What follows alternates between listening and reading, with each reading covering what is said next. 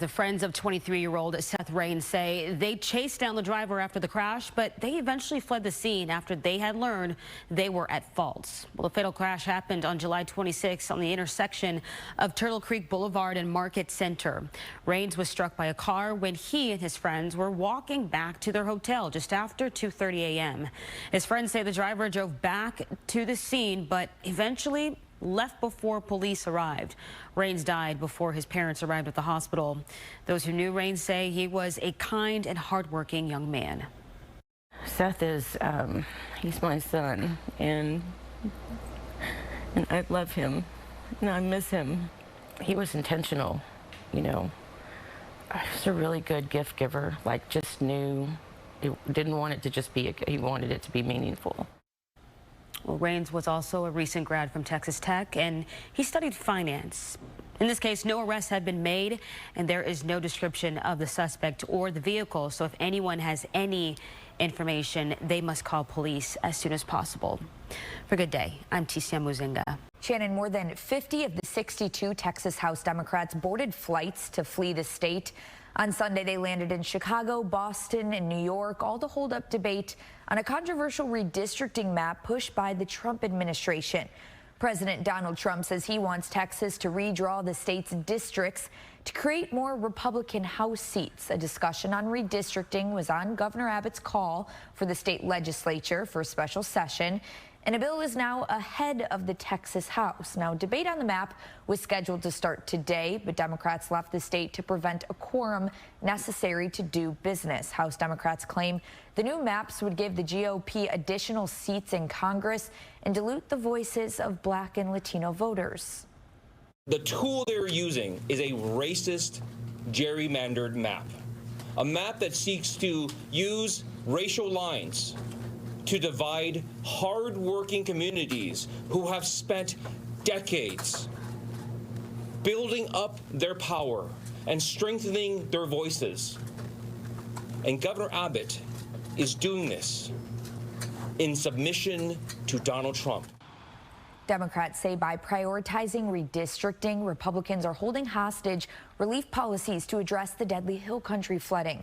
Governor Abbott sent a letter to all the lawmakers who left Texas, accusing the Democrats of running from a fight and threatening fines and legal action to remove them from their positions. Now, this isn't the first time that's been threatened. 2 years after a walkout that broke quorum in 2021, the chamber imposed rules threatening to fine members $500 for each day of absence. The legislature still plans to meet today at 3 p.m. and debate the redistricting bill. The draft of the new map was unveiled on Wednesday and could change who is representing areas around Dallas, Austin, Houston, and South Texas. Reporting, I'm Peyton May for Good Day. Welcome back. 7:23. Texas Democrats say enough is enough and leave the state, hoping to stop a vote on redistricting that President Trump wants here in Texas. To talk about this major move, we're joined by SMU political science professor Matthew Wilson. Good morning, sir. Good to see you. Good morning. Thanks for having me. Okay, deja vu. This happened back in 2003. A similar response from state Democratic representatives. That time they headed to Oklahoma to try to stop a redistricting plan. It really didn't stop the process, though. So is that what we can expect here? It didn't. It slowed things down, and they did it twice in 2003. Once the members of the House, once members of the Senate. Some went to Oklahoma, some went to New Mexico. We saw it again in 2021 when they left to fight an election reform bill, went to D.C. and other places. Bottom line is, all of those times it delayed things, but in the end it didn't change the outcome. Eventually people have to come home, and once they return to the state, they are subject to apprehension and to forcible return to the legislative chamber. So this can be a delaying tactic. It's hard to see how it could continue on indefinitely and actually stop the bill. What I think is different this time, and correct me if I'm wrong, but we are seeing like a huge social media push as well. Like all of the Texas Democrats, not only do they go and stand in front of the podium like normal, there seems like most of them are on social media. They're posting on the plane. They're posting getting on the plane. They're talking before the plane. They are saying this is their only tool that they could use, and that they aren't doing this for Texans, but for all voters. So I feel like this seems to be gaining some more more momentum just on the social media front. But is this their only tool? Well, it pretty much is, because they control none of the levers of power in Austin. Every statewide official in Texas is a Republican. Republicans control the House. Republicans control the Senate. Republicans are most of the judges elected, certainly statewide elected judges in Texas.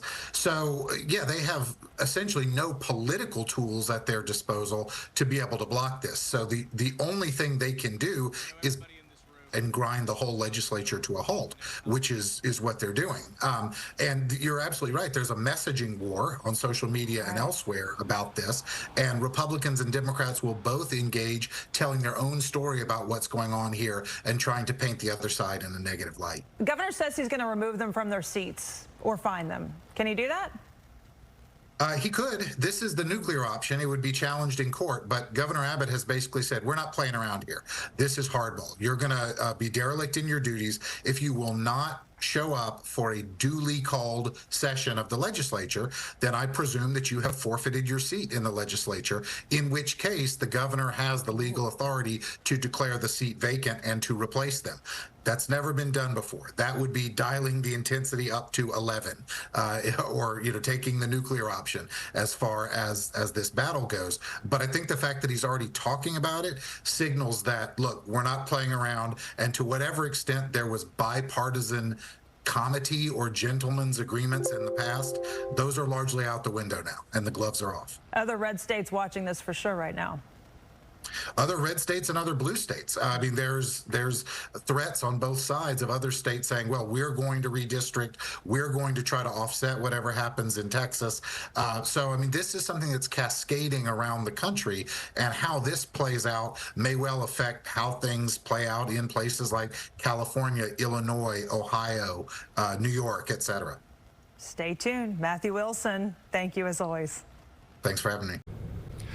That's right, Shannon. Right now, as you mentioned, we are heading along Westmoreland near Keast in South Dallas, and as Evan and Chip have been talking about, it is no longer raining in the Dallas-Fort Worth Metroplex, but earlier this morning, of course, it was really coming down, and we did get a chance to see the power of these fast-rising waters. A Fox 4 viewer shared this video of a high water rescue this morning along Shady Brook Lane and East Northwest Highway in Northeast Dallas. This is a problem spot when we see quick bursts of rain. We spoke to the woman who was caught in the floodwater. She says the water quickly filled her floorboards and covered her feet as she called for help.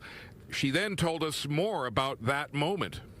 I was thinking as I was driving, this is probably the top 5 rainstorms I've been in my whole life. And I've been driving for a long time. And it was bad. But I was just going up to North Park, so, I mean, I was almost there. Sandy tells us she wasn't hurt. She's just concerned about cleaning up her car. She started shoveling out the water right away. Sandy, as we mentioned, did make it out okay, but her experience is a reminder that standing water after some heavy rain can really pose some serious hazards. Always a good idea to drive around that standing water and play it safe. Reporting live, South Dallas, Dan Godwin on Good Day.